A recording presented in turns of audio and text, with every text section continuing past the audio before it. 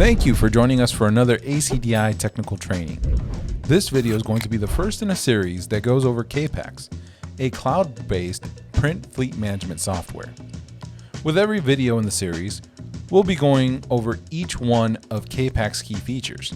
We'll also provide tips and tricks along the way and help you get the most benefit from this tool. So to get things started, let's take a look at the dashboard and start familiarizing ourselves with the web interface. Once you've been invited via email to log into KPAX and have done so successfully, you'll be directed to a landing page just like this. Upon examining the landing page, we can see that it's divided into two main sections. The first being the search bar and main menu on the left-hand side. The second is the main pane, which only has 4 buttons located at the top of the page. On the top of the left-hand side, right above the global search bar, you'll notice a KPAX logo. If so desired, an administrator can exchange the KPAX logo for one of their choice, but the logo in the middle, the background, and the overall color schema cannot be changed.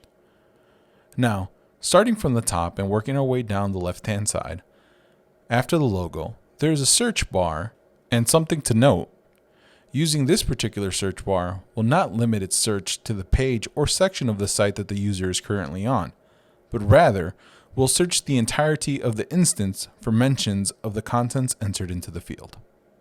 Following the search bar, we can see the main menu, which divides the site into 6 main sections. The first, Home, just takes you to the landing page, the same as when you log in. The next is Accounts, where administrators would manage customer accounts and where they fall into the hierarchy. After that, we have Agents, where administrators can set up connectors that transmit information from printers and copiers to the KPAX cloud. These connectors are referred to as agents within KPAX. Then once an agent has discovered and collected information from any printers and copiers, the information is stored in the Devices section of the administration portal. After Devices comes Rules, which is where an administrator can set up both notification and reports for themselves as well as for their customers. Lastly, we have Statistics, where you can see pre-configured graphical reports that pertain to the data collected by the agents. There are a few different reports, so make sure that you take a look at each one and see which one can provide you with the most insightful information based on your organization's needs. So now that we've gone over the main menu, I'm going to navigate back to the home page so that we can take a look at the 4 buttons found at the top of the portal.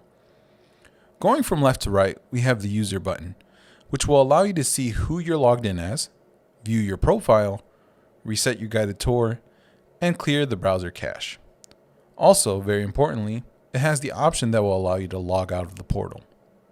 Next, we have language selection. Each of the options is represented by a flag from a country where the language is spoken. Please feel free to select whichever language you're most comfortable with.